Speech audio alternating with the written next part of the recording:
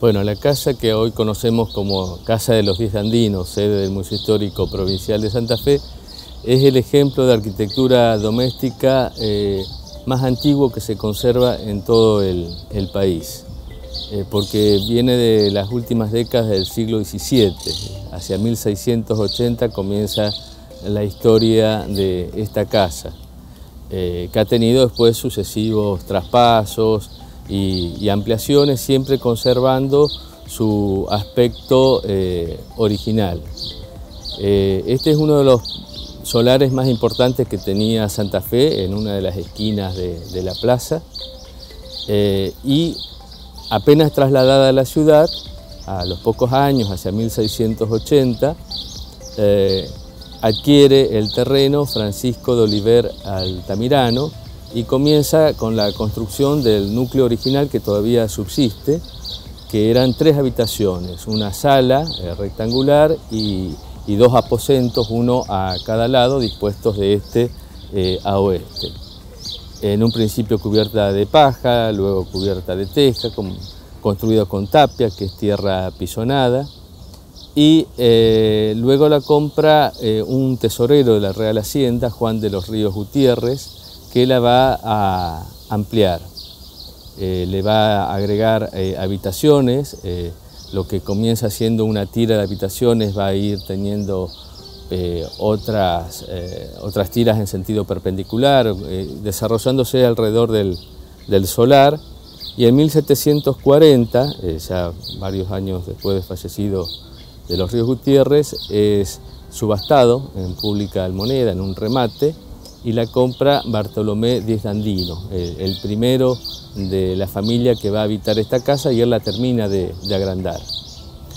Responde a una tipología que era muy típica de Santa Fe colonial desde los tiempos de Santa Fe la Vieja, es decir, el lugar en que había sido fundada en 1573 la ciudad, y en 1660 se traslada aquí.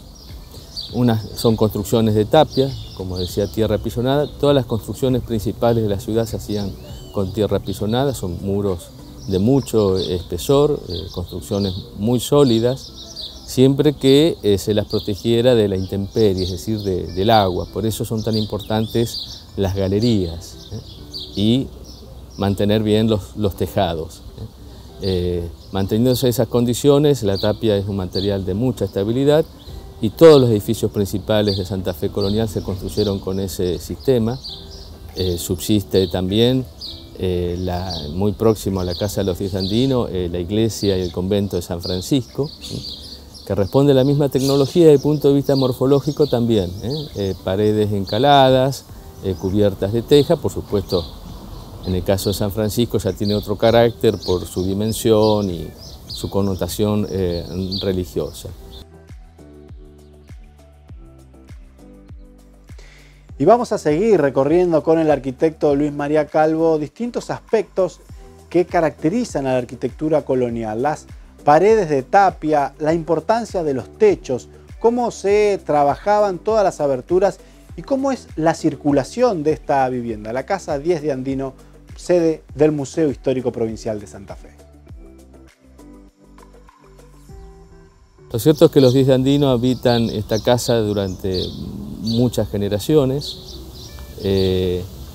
Como era habitual en las casas, muchas casas coloniales de Santa Fe, se entraba directamente de la calle al primer patio. Había un muro con una puerta que llamaban puerta de calle, que se abría entre la calle y el primer patio.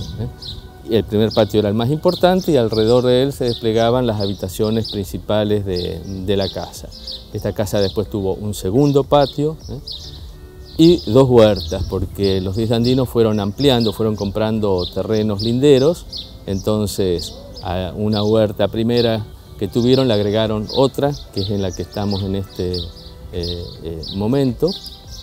Y bueno, en 1833 muere Manuel Ignacio Díez de Andino, que es el hijo de quien la había comprado, y se va a dividir entre sus herederos, hijas e hijos. Aún subdividida, se va a conservar hasta 1940 completa. Pero en 1940 hay un proyecto urbanístico en Santa Fe que es la de la construcción del parque, en donde estamos, que lo llamamos el Parque del Sur, el Parque Belgrano. Y la casa comienza a ser demolida, demuelen la mitad de la casa. Y en ese momento hay voces que dicen, alertan, estamos demoliendo algo que es muy importante para la historia. En esa época todavía no había mucha conciencia del patrimonio en la Argentina. Entonces se detiene la demolición y se la va a destinar para Museo Histórico Provincial y hoy es sede entonces del museo. Ese rescate, vuelvo a decir, ha permitido que se conserve el ejemplo más antiguo que hay en el país de arquitectura doméstica. Realmente asociamos con las casas coloniales de Salta, pero las casas coloniales de Salta son 100 años posteriores a esta. Lo mismo la de Córdoba, la casa del Virrey Sobremonte. En Santa Fe hay dos casas que son las más antiguas del país. Esta y la Casa de los Aldaos, que hoy es sede de la Junta Provincial de Estudios Históricos. Y en 1940, más cerca en el tiempo, pero todavía en el siglo pasado, se demolió gran parte de esta vivienda. Tiempos en los que lo patrimonial no tenía la significancia que tiene hoy para la sociedad y para la arquitectura en particular, pero gracias al accionar de algunas personas se pudo salvar gran parte de esta vivienda. Le consultamos al arquitecto Luis María Calvo cómo era la casa cuando tuvo su tiempo de esplendor. Comienza primero con una tira de habitaciones paralela a la calle, determinando un primer patio entre la calle y esa tira de habitaciones. Esa tira de habitaciones está. Y después de los Ríos Gutiérrez le va a agregar otras habitaciones, le van a configurar una forma de U. Después de Dandino le agrega otras y le va a configurarse una forma de H. Van a ir construyendo locales sobre el frente de la calle, no tapando el primer patio, siempre eso se mantenía. El primer patio estaba separado de la calle por un tapial, diríamos ahora. Pero a los costados sí se despliegan habitaciones sobre lo que hoy diríamos la línea de edificación, porque todas estas casas tenían como complemento cuartos de alquiler, servían de tiendas y las alquilaban, era una forma de tener una renta, podían independizarse, digamos, del uso de las habitaciones que estaban asignadas a la familia. Entonces había muchos cuartos sobre las dos calles, una casa en esquina, y ahí además esta casa perteneció, vuelvo a decir, a los de Dandino, que es una familia de comerciantes muy ricos con una red comercial vinculada con el Paraguay, con el tráfico del comercio sobre todo de la yerba. Eso les permitía a las familias santafesinas construir estas casas que eran realmente grandes, en terrenos muy amplios. Y además es una familia que muy papelera, de generar mucha documentación y de conservarla. Afortunadamente esa documentación la mantuvieron a lo largo de las generaciones hasta años recientes y fueron donadas al Archivo General de la provincia, con muchísima documentación, donde dicen cuando arreglaban una galería le agregaban algunas habitaciones, compraban terrenos adyacentes. Manuel Ignacio de Dandino escribe una crónica diaria entre 1816 y 22. Él iba relatando lo que veía en la ciudad todos los días. Es lo que se conoce como el diario de Manuel Ignacio de Dandino, que bueno, él lo escribió desde esta casa, y desde esta casa miraba a la plaza y los sucesos políticos y militares que involucraron a los primeros años después de la Revolución de Mayo, que fueron difíciles porque había desencuentros entre las ciudades, las provincias, Santa Fe, Buenos Aires, bueno. Todo eso lo va relatando Manuel Ignacio Díez Dandino en su diario. Así que esta casa tiene como mucha alma, además todas las casas la tienen, o sea, no es solamente materialidad, es espacio. Pero en esta casa además se puede recuperar mucho de lo que pasó y de lo que vivió y de los significados que fueron cargando las distintas generaciones, porque están esos papeles, se conservan hasta el día de hoy. Y ahora nos vamos a centrar en las tecnologías constructivas que tiene la vivienda, cómo la tirantería jerarquiza ciertos espacios, qué se incorpora a la vivienda en cuanto a elementos sanitarios y también la importancia de los carpinteros. ¿Por qué es tan central el rol del carpintero en una vivienda como esta? Los muros eran de tapia. Se van a ver algunos restos de adobes, pero generalmente los adobes están tapando aberturas en cambios que se hicieron, digamos, a lo largo de los siglos de la posición de puertas y de ventanas. Pero los muros, la estructura es de tapia, la cubierta de tejas del tipo español.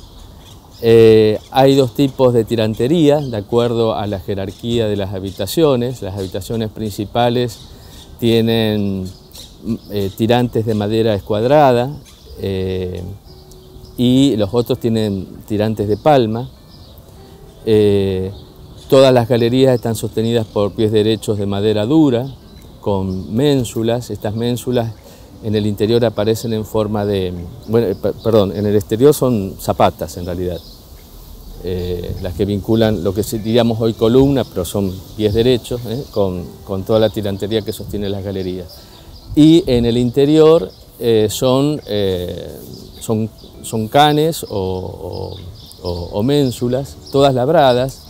Es donde de alguna manera se podía el artesano, el carpintero, que era fundamental en la construcción de estas casas, expresar con esas formas caladas y tan interesantes, esas curvas y contracurvas. El rol del carpintero era fundamental, porque hacía las aberturas, la estructura, las ménsulas, las zapatas, los canes, y además para poder levantar los muros de tierra apisonada había que hacer encofrados. La tierra apisonada es un sistema universal, milenario, y que en esta zona la introducen los españoles, y eso significaba que había que hacer encofrados, distanciados entre sí, digamos, las tablas en lo que iba a ser el espesor del muro, y a medida que se iban poniendo capas de tierra humedecida naturalmente, no era barro, se iba apisonando con los pies, luego con pisones, hasta que perdieran humedad. Y bueno, cuando estaba ya consolidada una capa, se ponía otra capa de tierra y luego se iban subiendo los enmaderados, que era lo que recibía el nombre de tapial. Hoy decimos tapial a una pared, pero el tapial era las maderas, las tablas, y eso era tarea de un carpintero. Así que los carpinteros fueron protagonistas de la arquitectura colonial y en especial en Santa Fe, y por eso también es una arquitectura maderera que tiene sus mejores exponentes, la Casa de los Díaz Andino y la Iglesia de San Francisco, que bueno, ya es el esplendor del uso de la madera. Y ahora nos vamos a detener en los servicios de sanidad que contaba una vivienda en el siglo XVII. Esta casa tenía, en la época colonial en Santa Fe había pozos. El aljibe es más tardío, es de finales del siglo XVIII, sí, y sobre todo se generaliza más en el siglo... Las casas importantes tenían aljibe en el siglo XIX, segunda mitad, porque era muy costoso hacer un aljibe. Significa hacer una cisterna, una bóveda subterránea. Esta casa tenía pozos de agua. Bueno, se conserva uno, el brocal que está aquí. Los otros brocales que están en otros patios en realidad son de otras casas posteriores que se han traído acá con forma expositiva. Tenía cocinas, cerrando el segundo patio había una serie de habitaciones más precarias, como era habitual, destinadas al uso de cocina.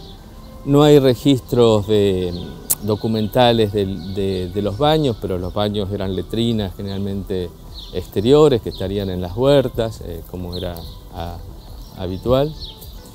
Y esta casa también contaba con un servicio además, digamos, desde el punto de vista del espacio, de criados y de esclavos. Está documentado que esclavos vivieron en esta casa, o sea, africanos esclavizados, descendientes de africanos que fueron esclavizados y que habitaron con la familia de 10 de Andino. Eso está documentado.